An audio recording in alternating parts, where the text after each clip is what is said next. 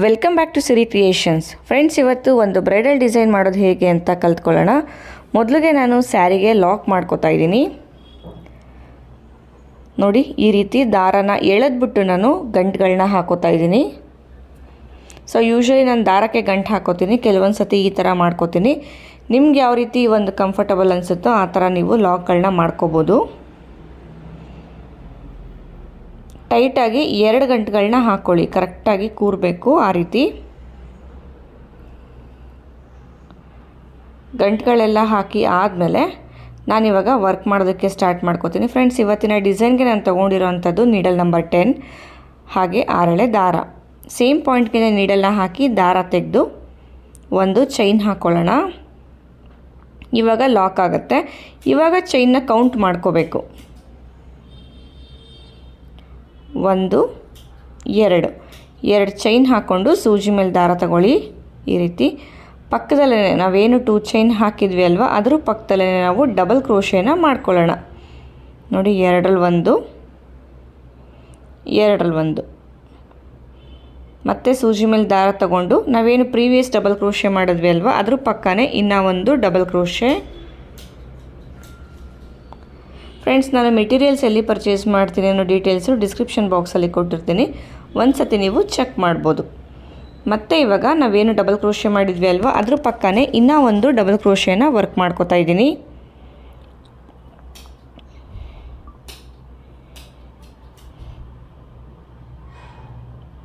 ಇವಾಗ ನಾನು 3 ಚೈನ್ಗಳನ್ನ ಹಾಕೋತಾ ಇದ್ದೀನಿ. ಅಂದರೆ 3 ಡಬಲ್ ಕ್ರೋಶೆ ಮಾಡಿಕೊಂಡೆ. ಇವಾಗ 3 ಚೈನ್ ಹಾಕ್ಕೊಂಡು ಈ 3 ಚೈನ್ ಎಲ್ಲಿಗೆ ಬರುತ್ತೋ ನೋಡಿಕೊಂಡು ಅಲ್ಲಿಗೆ ಡೈರೆಕ್ಟಾಗಿ ನಾನು ಡಬಲ್ ಕ್ರೋಶೆನ ವರ್ಕ್ ಮಾಡ್ಕೋತಾ ಇದ್ದೀನಿ. ನೋಡಿ, 3 ಚೈನ್ ಗ್ಯಾಪ್ ಈ ರೀತಿ ಬರಬೇಕು. ಮತ್ತು ಇವಾಗ ಅದ್ರ ಪಕ್ಕನೇ ಇನ್ನೂ ಒಂದು ಡಬಲ್ ಕ್ರೋಶೆ. ಸೊ ಇಲ್ಲಿ ಪಕ್ಕನೇ ನಾನು ಡಬಲ್ ಕ್ರೋಶೆಗಳನ್ನ ವರ್ಕ್ ಮಾಡ್ಕೋತಾ ಇದ್ದೀನಿ. ಸ್ಟಾರ್ಟಿಂಗಲ್ಲಿ ಮಾತ್ರ ನಾನು 3 ಡಬಲ್ ಕ್ರೋಶೆ ಮಾಡಿದ್ದೆ. ಸೊ ಅಲ್ಲೇನು 2 ಚೈನ್ ಹಾಕಿದ್ವಿ ಅಲ್ವಾ, ಅದನ್ನು ಕೂಡ ಒಂದು ಡಬಲ್ ಕ್ರೋಶೆ ಅಂತ ಕನ್ಸಿಡರ್ ಮಾಡಿಕೊಂಡ್ರೆ 4 ಡಬಲ್ ಕ್ರೋಶೆ ಆಗುತ್ತೆ. 4 ಡಬಲ್ ಕ್ರೋಶೆ ಆದಮೇಲೆ 3 ಚೈನು. ಮತ್ತು ಇವಾಗ ಡಬಲ್ ಕ್ರೋಶೆಗಳನ್ನ ವರ್ಕ್ ಮಾಡ್ತಾಯಿದ್ದೀನಿ. ಗಮನ ಇಟ್ಕೊಳ್ಳಿ, double crochet length same maintain ಮಾಡಬೇಕು. ಒಂದು ಚಿಕ್ಕದು ಒಂದು ದೊಡ್ಡದು ಮಾಡ್ಕೊಳ್ಳೋದಕ್ಕೆ ಹೋಗಬಾರ್ದು.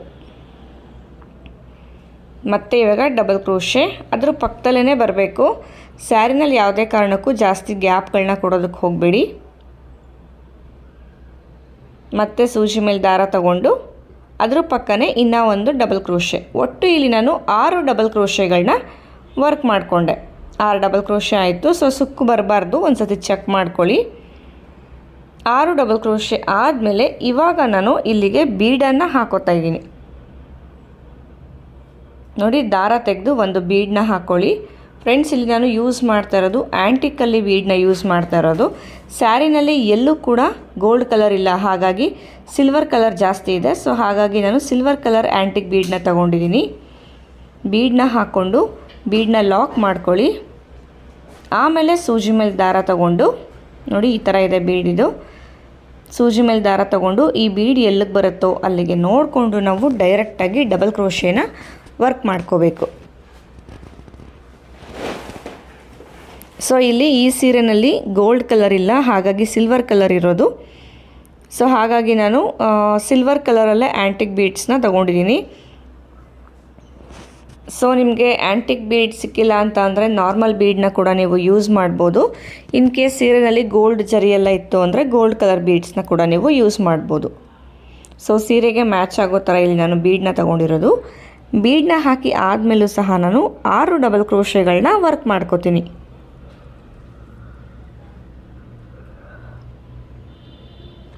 ಸೊ ಆವಾಗಲೇ ಹೇಳ್ದಂಗೆ ಡಬಲ್ ಕ್ರೋಶೆ ಲೆಂತ್ ಮೇಂಟೈನ್ ಮಾಡಬೇಕು, ಜೊತೆಗೆ ಪಕ್ಕನೇ ವರ್ಕ್ ಮಾಡ್ತಾ ಹೋಗಬೇಕು. ಫ್ರೆಂಡ್ಸ್, ಹಾಗೆಯೇ ಯಾರಿಗಾದರೂ ಸೀರೆ ಕುಚ್ಚು ಕಲಿಯೋ ಇಂಟ್ರೆಸ್ಟ್ ಇತ್ತು ಅಂತ ಅಂದರೆ ಇಲ್ಲಿ ಡಿಸ್ಪ್ಲೇ ಆಗ್ತಾ ಇರೋ ನಂಬರ್ಗೆ ನೀವು ನನ್ನ ಕಾಂಟ್ಯಾಕ್ಟ್ ಮಾಡ್ಬೋದು. ಆನ್ಲೈನ್ ಕ್ಲಾಸಸ್ಸು ಜೊತೆಗೆ ಆಫ್ಲೈನ್ ಕ್ಲಾಸಸ್ ಎರಡೂ ಕೂಡ ಇರುತ್ತೆ. ನಿಮ್ಗೆ ಯಾವ ರೀತಿ ಕ್ಲಾಸ್ ಬೇಕೋ ಆ ರೀತಿ ಕ್ಲಾಸ್ನ ನೀವು ಚೂಸ್ ಮಾಡ್ಕೋಬೋದು. ನೋಡಿ, ಈ ರೀತಿ ಬೀಡನ್ನ ಹಾಕಿ ಆದಮೇಲೆ ಮತ್ತೆ 6 ಡಬಲ್ ಕ್ರೋಶೆ.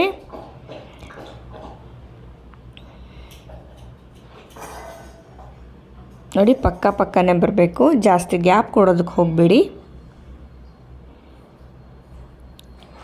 6 ಡಬಲ್ ಕ್ರೋಶೆ ಆಯಿತು. ಸೊ ಇವಾಗ ಒಂದು ಬೀಡು ಒಂದು ಕಡೆ 3 ಚೈನ್ ಹಾಕಿರೋದಲ್ವಾ, ಇವಾಗ ಇಲ್ಲಿ ನಾನು 3 ಚೈನ್ ಹಾಕ್ಕೊಂಡು ಮತ್ತು 6 ಡಬಲ್ ಕ್ರೋಶೆನ ವರ್ಕ್ ಮಾಡ್ಕೋತೀನಿ.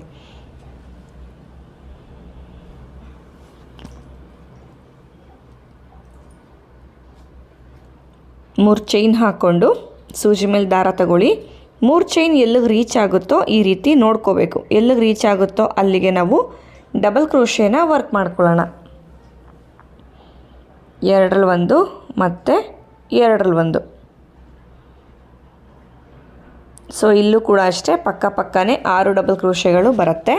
ಸೀರೆ ಸ್ಟಾರ್ಟಿಂಗಲ್ಲಿ ಹಾಗೆ ಎಂಡಿಂಗಲ್ಲಿ ಮಾತ್ರ 3 ಡಬಲ್ ಕ್ರೋಶೆ ಬರುತ್ತೆ. ಇನ್ ಬಿಟ್ವೀನ್ 6 ಡಬಲ್ ಕ್ರೋಶೆಗಳು ಬರುತ್ತೆ.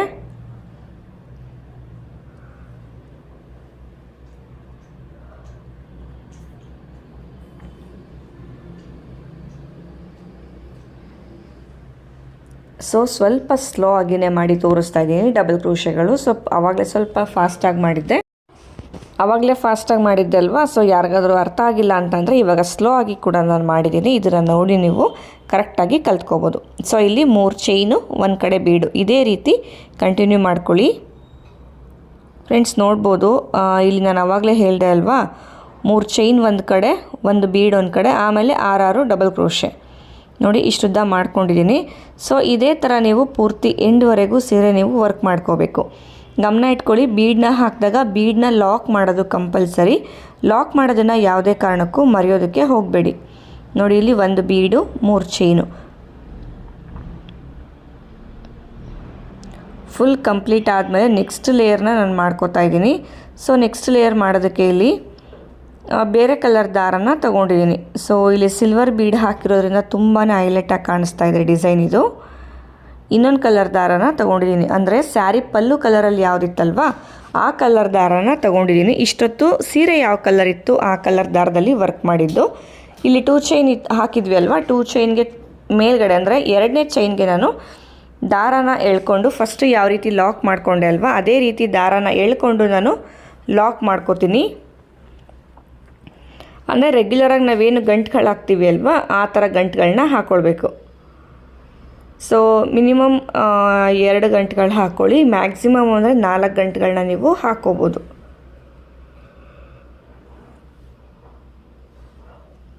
ಗಂಟೆಲ್ಲ ಹಾಕಿ ಆದಮೇಲೆ ಮತ್ತೆ ನಾನು ಸೇಮ್ ಪಾಯಿಂಟ್ಗೆ ನೀಡಲ್ನ ಹಾಕಿ ದಾರ ತೆಗೆದು ಒಂದು ಚೈನ್ ಹಾಕೋತೀನಿ.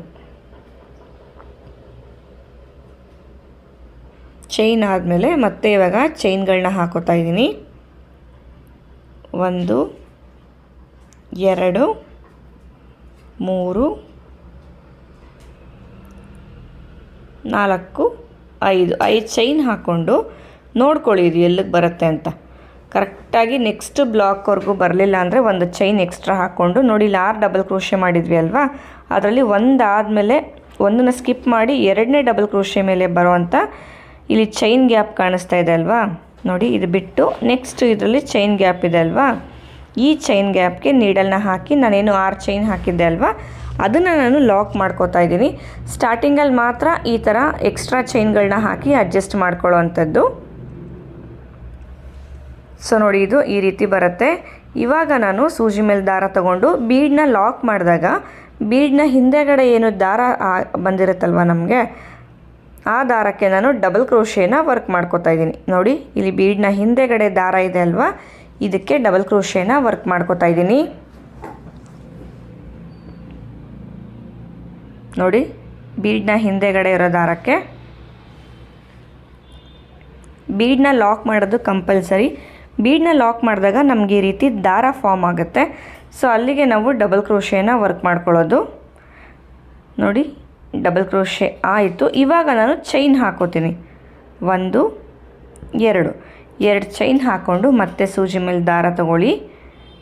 ಇಲ್ಲಿ ಡಬಲ್ ಕ್ರೋಶೆ ಹಾಕಿದ್ವಿ ಅಲ್ವಾ ಅದಕ್ಕೆ ಇನ್ಸರ್ಟ್ ಮಾಡಿ ದಾರ ತೆಗೆದು ಸ್ವಲ್ಪ ಈ ರೀತಿ ದಾರನ ಮೇಲ್ ಮಾಡ್ಕೊಳ್ಳಿ. ಇಷ್ಟೇ ಮಾಡ್ಕೋಬೇಕು. ಮತ್ತೆ ಸೂಜಿ ಮೇಲೆ ದಾರ ತಗೊಂಡು ಸೇಮ್ ಡಬಲ್ ಕ್ರೋಶೆಗೆ ನೀಡಲ್ನ ಹಾಕಿ ದಾರ ತೆಗೆದು ಈ ರೀತಿ ಸ್ವಲ್ಪ ಲಿಫ್ಟ್ ಮಾಡ್ಕೋಬೇಕು. ಇದೇ ರೀತಿ 5 ಟೈಮ್ಸು ನಾವು ರಿಪೀಟ್ ಮಾಡ್ಕೋಬೇಕಾಗತ್ತೆ. ಸೂಜಿ ಮೇಲೆ ದಾರ ತಗೊಳ್ಳೋದು ಮತ್ತು ನೀಡಲ್ನ ಲಿಫ್ಟ್ ಮಾಡೋ ಅಂಥದ್ದು.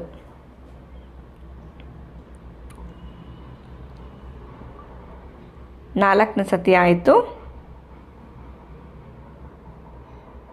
ಇವಾಗ 5ನೇ ಸತಿ ನಾನು ಸೇಮ್ ಅದೇ ರೀತಿ ವರ್ಕ್ ಮಾಡ್ಕೋತಾ ಇದ್ದೀನಿ ನೋಡಿ. 5ನೇ ಸತಿನೂ ಈ ರೀತಿ ಸ್ವಲ್ಪ ನೀಡಲ್ನ ಮೇಲೆ ಎತ್ಕೊಂಡು ಲಿಫ್ಟ್ ಮಾಡ್ಕೋಬೇಕಾಗತ್ತೆ ನಾವು ನೋಡಿ. ಈ ರೀತಿ ಸ್ವಲ್ಪ ನೀಡಲ್ನ ಮೇಲೆ ಕೆತ್ತಿದ್ರೆ ಈ ರೀತಿ ಲೈನ್ಸ್ ಥರ ಫಾರ್ಮ್ ಆಗಿರುತ್ತೆ. ಇವಾಗ ಏನು ಮಾಡಬೇಕು ಅಂದರೆ ಈ ದಾರ ತಗೊಂಡು ಇಲ್ಲೇನು ಲೂಪ್ಸ್ಗಳಾಗಿತ್ತು ಅಲ್ವಾ, ಈ ಲೂಪ್ಸ್ಗಳು ಎಲ್ಲ ಲೂಪ್ಗಳಿಂದನೂ ಹೊರಗಡೆ ನಾವು ನೀಡಲ್ನ ಪಾಸ್ ಮಾಡ್ಕೋಬೇಕಾಗತ್ತೆ. ಸ್ವಲ್ಪ ಇಲ್ಲಿ ಪಾಸ್ ಮಾಡಬೇಕಾದ್ರೆ ಸ್ಟಾರ್ಟಿಂಗಲ್ಲಿ ಮಾತ್ರ ಸ್ವಲ್ಪ ನಿಮಗೆ ಟ್ರಿಕ್ಕಿ ಅನಿಸುತ್ತೆ, ಮಾಡ್ತಾ ಮಾಡ್ತಾ ನಿಮಗೆ ಸರಿ ಹೋಗ್ಬಿಡುತ್ತೆ. ದಾರ ಹೊರಗಡೆ ಬಂದ ಮೇಲೆ ಈ ರೀತಿ ಇವಾಗ ಇದನ್ನು ನಾವು ಲಾಕ್ ಮಾಡ್ಕೊಳ್ಳೋಣ, ಅಂದರೆ ಒಂದು ಚೈನ್ ಹಾಕ್ಕೋಬೇಕು. ದಾರ ಹೊರಗಡೆ ಬಂದಿದೆ ಅಲ್ವಾ, ಸೊ ಇವಾಗ ಚೈನ್ ಹಾಕ್ಕೋಬೇಕು ನೋಡಿ. ಈ ರೀತಿ ಇದು ಪಫ್ ಡಿಸೈನ್ ಅಂತ ಹೇಳ್ತಾರೆ ಇದಕ್ಕೆ ನೋಡಿ. ಇದು ಈ ರೀತಿ ಬರುತ್ತೆ. ಇದೇ ಥರ ಬೀಡ್ನ ಸುತ್ತ ನಾವು ವರ್ಕ್ ಮಾಡ್ತಾ ಹೋಗಬೇಕು. ಸೂಜಿ ಮೇಲೆ ದಾರ ತಗೊಂಡು ಒಂದು ಸತಿ ಸೂಜಿ ಮೇಲೆ ದಾರ ತಗೊಂಡು ವರ್ಕ್ ಮಾಡೋದಕ್ಕೆ ನಾವು ಡಬಲ್ ಕ್ರೋಶೆ ಅಂತ ಹೇಳ್ತೀವಿ. ಸೊ ಅದೇ ರೀತಿಯಲ್ಲಿ ಒಂದು ಸತಿ ಸೂಜಿ ಮೇಲೆ ದಾರ ತಗೊಂಡು ಬೀಡ್ನ ಹಿಂದೆಗಡೆ ಇರೋ ದಾರಕ್ಕೆ ನಾನು ಡಬಲ್ ಕ್ರೋಶೆನ ವರ್ಕ್ ಮಾಡ್ಕೋತಾ ಇದ್ದೀನಿ. ಡಬಲ್ ಕ್ರೋಶೆ ಆದಮೇಲೆ 2 ಚೈನ್ ಹಾಕ್ಕೊಳ್ಳಿ. ಇವಾಗ ಸೂಜಿ ಮೇಲೆ ದಾರ ತಗೊಂಡು ನಾವೇನು ಡಬಲ್ ಕ್ರೋಶೆ ಮಾಡಿದ್ವಿ ಅಲ್ವಾ, ಅದ್ರ ಒಳಗಡೆಗೆ ನೀಡಲ್ನ ಹಾಕಿ ಕರೆಕ್ಟಾಗಿ ನೋಡ್ಕೊಳ್ಳಿ. ಫಸ್ಟು ಪಫ್ ಡಿಸೈನ್ಗೆ ನೀಡಲ್ ಟಚ್ ಆಗಬಾರ್ದು. ಈ ರೀತಿ ದಾರನ ಮೇಲ್ ಮಾಡಿಕೊಂಡು ಮತ್ತೆ ನೀಡಲ್ನ ಹಾಕಿ ದಾರ ತೆಗೆದು ಹೀಗೆ ಸ್ವಲ್ಪ ಮೇಲ್ ಮಾಡ್ಕೊಳ್ಳಿ. ಮತ್ತೆ ದಾರ ತೆಗಿಬೇಕು, ಇನ್ಸರ್ಟ್ ಮಾಡಿ ದಾರ ತೆಗೆದು ಮತ್ತೆ ಇದನ್ನು ಲಿಫ್ಟ್ ಮಾಡ್ಕೊಳ್ಳಿ. ಸೊ ಇಲ್ಲಿ ಪ್ರೀವಿಯಸ್ ನಾವೇನು ಪಫ್ ಡಿಸೈನ್ ಮಾಡಿರ್ತೀವಿ ಅಲ್ವಾ, ಅದಕ್ಕೆ ಯಾವುದೇ ಕಾರಣಕ್ಕೂ ನೀಡಲ್ ಟಚ್ ಮಾಡಬೇಡಿ. ನೀಡಲ್ ಟಚ್ ಮಾಡಿದ್ರೆ ನಮಗೆ ನೆಕ್ಸ್ಟ್ ಪಫ್ ಡಿಸೈನ್ ಮಾಡೋದಕ್ಕೆ ಕಷ್ಟ ಆಗುತ್ತೆ. ಸೊ ಹಾಗಾಗಿ ನೀಡಲ್ ಟಚ್ ಆದರೆ ಮತ್ತೆ ರಿಮೂವ್ ಮಾಡಿ ವರ್ಕ್ ಮಾಡ್ಕೊಳ್ಳಿ.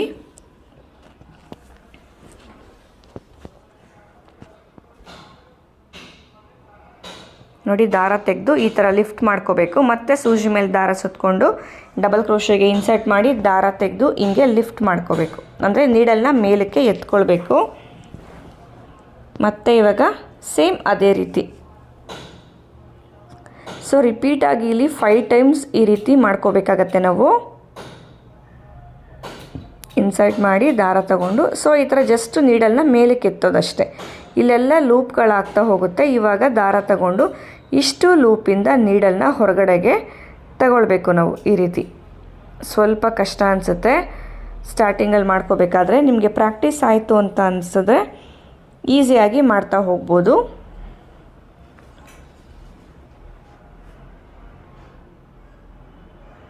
ಸೊ ಲೂಪ್ಸು ನಾವೇನು ಮಾಡ್ಕೋತೀವಿ ಅಲ್ವಾ, ಸ್ವಲ್ಪ ಲೂಸಾಗಿ ಇರಬೇಕು. ಯಾಕಂದರೆ ನೆಕ್ಸ್ಟ್ ದಾರ ತೆಗೆದು ಅಷ್ಟು ಲೂಪ್ಸಿಂದ ಎಳಿತೀವಿ ಅಲ್ವಾ. ಸೊ ಹಾಗಾಗಿ ಲೂಪ್ಸ್ಗಳು ಸ್ವಲ್ಪ ಲೂಸಾಗೇ ಮಾಡ್ಕೊಳ್ಳಿ. ತೀರಾ ಲೂಸಾಗಿ ಮಾಡ್ಕೊಳ್ಳೋದಕ್ಕೆ ಹೋಗಬೇಡಿ, ಸ್ವಲ್ಪ ಲೂಸಾಗಿ ವರ್ಕ್ ಮಾಡ್ಕೊಳ್ಳಿ ಲೂಪ್ಸ್ಗಳನ್ನ. ಸೊ ಇವಾಗ ದಾರ ತಗೊಂಡು ಲೂಪ್ಸ್ಗಳು ಏನು ಮಾಡ್ಕೊಂಡಿದ್ವಿ ಅಲ್ವಾ, ಅದೆಲ್ಲದ್ರಿಂದನೂ ಈ ರೀತಿ ಹೊರಗಡೆಗೆ ನೀಡಲ್ನ ಪಾಸ್ ಮಾಡ್ಕೋಬೇಕು.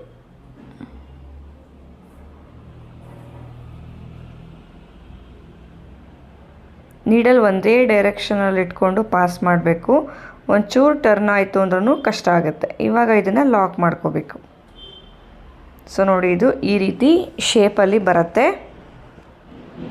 ಮತ್ತು ಇವಾಗ ಸೇಮ್ ಇದೇ ರೀತಿಯೇ ಪಫ್ಗಳನ್ನ ವರ್ಕ್ ಮಾಡ್ಕೋಬೇಕು. ಬೀಡ್ನ ಹಿಂದೆಗಡೆ ಏನು ದಾರ ಇದೆಯಲ್ವಾ ಅಲ್ಲಿಗೆ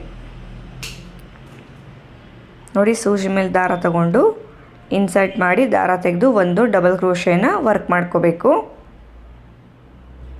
ಡಬಲ್ ಕ್ರೋಶೆ ಆದಮೇಲೆ 2 ಚೈನ್ಗಳು ಹಾಕ್ಕೊಳ್ಳಿ.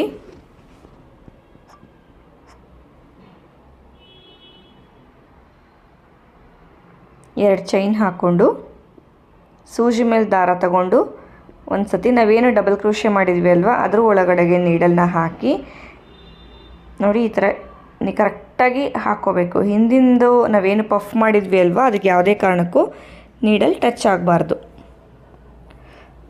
ನೋಡಿ ಇದೇ ರೀತಿ ಒಂದೊಂದು ಸ್ವಲ್ಪನೇ ದಾರನ ಲಿಫ್ಟ್ ಮಾಡ್ತಾ ಹೋಗಬೇಕು. ಸೊ ಇದು ರಿಪೀಟಾಗಿ ನಾವು 5 ಸತಿ ಮಾಡ್ಕೋಬೇಕಾಗತ್ತೆ.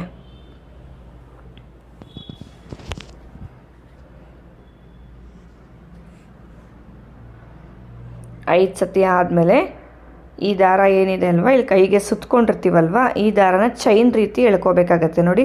ಚೈನ್ ಹಾಕೋದಕ್ಕೆ ಹಿಂಗೆ ಸುತ್ಕೋತೀವಲ್ವ ಅದೇ ರೀತಿ ಎಳ್ಕೊಂಡು ಈ ಕಡೆಗೆ ಇಲ್ಲೇನು ಕೊನೆ ಲೂಪ್ ಇತ್ತಲ್ವ ಅಂದರೆ 2 ಚೈನ್ ಲೂಪು ಅದರೊಳಗಡೆಯಿಂದ ನೀಡಲು ಹೊರಗಡೆಗೆ ಬರಬೇಕು. ಇವಾಗ ಇದನ್ನು ಈ ರೀತಿ ಒಂದು ಚೈನ್ ಹಾಕಿ ಲಾಕನ್ನು ಮಾಡ್ಕೊಳ್ಳೋಣ. ಸೊ ನೋಡಿ ಇಲ್ಲಿ 3 ಪಫ್ಗಳನ್ನ ಮಾಡ್ಕೊಂಡಿದ್ದೀನಿ. ಇದೇ ರೀತಿ ಬೀಡ್ನ ಸುತ್ತ ಎಷ್ಟು ಹಿಡಿಯುತ್ತೋ ನೋಡಿಕೊಂಡು ವರ್ಕ್ ಮಾಡ್ಕೊಳ್ಳಿ. ಸೊ ಬೀಡ್ನ ಸುತ್ತ ಒಟ್ಟು 6 ಪಫ್ಗಳು ಬಂದಿದೆ. ನೋಡ್ಬೋದು ಎಷ್ಟು ನೀಟಾಗಿ ಕಾಣಿಸ್ತಾ ಇದೆ ಅಂತ ಹೇಳ್ಬಿಟ್ಟು. ಬೀಡಂತೂ ತುಂಬ ಹೈಲೈಟ್ ಆಗ್ತಾಯಿತ್ತು. ಇವಾಗ ಇದನ್ನು ಒಂದು ಆ ಕಡೆಯಿಂದ ಬಿಟ್ಟು ಈ ಕಡೆಗೆ 2ನೇ ಡಬಲ್ ಕ್ರೋಶೆ ಇದೆ ಅಲ್ವಾ ಅಲ್ಲಿಗೆ ನಾವು ಲಾಕನ್ನು ಮಾಡ್ಕೋಬೇಕು, ಅಂದರೆ ಆರ್ಚನ್ನು ಎಂಡ್ ಮಾಡಬೇಕು. ಮತ್ತು ಇವಾಗ ಚೈನ್ಗಳು ಹಾಕ್ಕೊಳ್ಳಿ. 4 ಚೈನ್ ಹಾಕ್ಕೊಂಡು ನೋಡಿ ಇಲ್ಲಿ 2ನೇ ಡಬಲ್ ಕ್ರೋಶೆ ಮೇಲೆ ಬರುವಂಥ ಚೈನ್ಗೆ ನಾವು ಲಾಕನ್ನು ಮಾಡ್ಕೋಬೇಕು. ಲಾಕ್ ಆದಮೇಲೆ ಮತ್ತೆ ಇಲ್ಲಿ ಬೀಡ್ನ ಹಿಂದೆಗಡೆ ಏನು ದಾರ ಇರುತ್ತೆ ಅಲ್ವಾ ಆ ದಾರಕ್ಕೆ ಈ ರೀತಿ ಪಫ್ಗಳನ್ನ ನಾವು ವರ್ಕ್ ಮಾಡ್ಕೋಬೇಕು. ಸೊ ಇಲ್ಲಿ ಬೀಡ್ ನಾನು ಆವಾಗಲೇ ಹೇಳ್ದಂಗೆ ಹೈಲೈಟ್ ಆಗ್ತಾಯಿದೆ ಇವತ್ತಿನ ಡಿಸೈನ್ಗೆ. ನೋಡಿ ಇಲ್ಲಿಂದಾನೇ ನೆಕ್ಸ್ಟು ಇಲ್ಲಿ ಬೀಡ್ ಇದೆ ಅಲ್ವಾ ಬೀಡ್ನ ಹಿಂದೆಗಡೆ ಇರೋ ದಾರಕ್ಕೆ ಸೇಮ್ ಇದೇ ರೀತಿ ನಾವು ವರ್ಕನ್ನು ಮಾಡ್ಕೋಬೇಕು. ಸೊ ಪ್ರತಿಯೊಂದು ಬೀಡ್ನ ಹಿಂದೆಗಡೆಗೂ ಕೂಡ ಒಂದೇ ಕೌಂಟಿಂಗ್ಸಲ್ಲೇ ಬರಬೇಕು. ಗಮನ ಇಟ್ಕೊಳ್ಳಿ, ಯಾವುದೇ ಕಾರಣಕ್ಕೂ ಕೌಂಟಿಂಗ್ಸ್ ಮಿಸ್ ಆಗಬಾರ್ದು. ಕೌಂಟಿಂಗ್ಸ್ ಮಿಸ್ ಆಯಿತು ಅಂತ ಅಂದರೆ ಡಿಸೈನ್ದು ಲುಕ್ಕೇ ಚೇಂಜ್ ಆಗಿಬಿಡುತ್ತೆ. ಸೊ ಇಲ್ಲಿ 4 ಚೈನ್ ಗ್ಯಾಪ್ ಇದೆಯಲ್ವ ಇಲ್ಲಿಗೆ ಕುಚ್ಚುಗಳನ್ನ ಹಾಕ್ಕೊಂಡಿದ್ದೀನಿ. ಸೊ ಫ್ರೆಂಡ್ಸ್ ಏನು ನೋಡ್ತಾ ಇದ್ದೀರಾ ಡಿಸೈನ್ ಕಂಪ್ಲೀಟ್ ಆಗಿದೆ, ಕುಚ್ಚು ಕೂಡ ಕಟ್ಟಿ ಆಗಿದೆ. ಇಲ್ಲಿ ನಾನು ಪುಟಾಣಿ ಬೇಬಿ ಕುಚ್ಚು ಥರ ಕಟ್ಕೊಂಡಿರೋ ಅಂಥದ್ದು. ಸೊ ಈ ಡಿಸೈನ್ಗೆ ನೀವು ಚಾರ್ಜ್ ಮಾಡ್ಬೋದು ಅಂತ ಅಂದರೆ 850ಇಂದ 950ವರೆಗೂ ಈ ಡಿಸೈನ್ಗೆ ನೀವು ಚಾರ್ಜ್ ಮಾಡ್ಬೋದು. ಸೊ ಈ ಡಿಸೈನ್ ಆಲ್ರೆಡಿ ನಾನು ಸ್ಯಾಂಪಲ್ ಕ್ಲಾತ್ಗೆ ಅಪ್ಲೋಡ್ ಮಾಡಿದ್ದೀನಿ. ಸ್ಯಾರಿಗೆ ಮಾಡಿದಾಗ ಯಾವ ರೀತಿ ಕಾಣಿಸುತ್ತೆ ಅಂತೇಳಿ ಮಾಡಿ ಹಾಕಿರೋ ಅಂಥದ್ದು. ಸೊ ಫ್ರೆಂಡ್ಸ್ ಇವತ್ತಿನ ಡಿಸೈನ್ ನಿಮ್ಮೆಲ್ಲರಿಗೂ ಇಷ್ಟ ಆಗಿದೆ ಅಂತ ತಿಳ್ಕೊತೀನಿ. ಮೆಟೀರಿಯಲ್ಸ್ ಡೀಟೇಲ್ಸು ಡಿಸ್ಕ್ರಿಪ್ಷನ್ ಬಾಕ್ಸಲ್ಲಿದೆ, ಒಂದ್ಸತಿ ನೀವು ಚೆಕ್ ಮಾಡ್ಬೋದು. ಸೀರೆ ಕುಚ್ಚು ಕಲಿಯೋ ಇಂಟ್ರೆಸ್ಟ್ ಇರೋರು ಕೂಡ ಇಲ್ಲಿ ಡಿಸ್ಪ್ಲೇ ಆಗ್ತಾರೋ ನಂಬರ್ಗೆ ನೀವು ನನ್ನ ಕಾಂಟ್ಯಾಕ್ಟ್ ಮಾಡ್ಬೋದು. ಮತ್ತೆ ಸಿಗ್ತೀನಿ ನೆಕ್ಸ್ಟ್ ಇಂಟ್ರೆಸ್ಟಿಂಗ್ ವಿಡಿಯೋ ಜೊತೆ. ಅಲ್ಲಿವರೆಗೂ ಥ್ಯಾಂಕ್ ಯು.